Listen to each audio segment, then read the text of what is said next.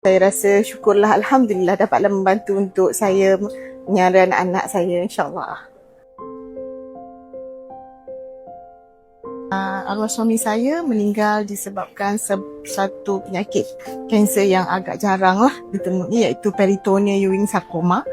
Dan bila dia meninggal tu 6 bulan saja tempohnya. Saya terimalah dengan redha.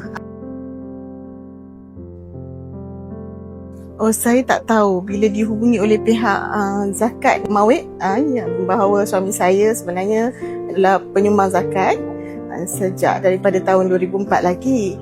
Jadi bila diberitahu bahawa kerana itu saya dilayak untuk mendapat. Alhamdulillah, kafalah muzaki saya dapat sebanyak RM3,000 macam khairat kematian daripada pihak PPZ Mawid. Saya rasa syukurlah, Alhamdulillah dapatlah membantu untuk saya menyara anak-anak saya, insyaAllah. Terima kasih banyak-banyak PPZ Mawid.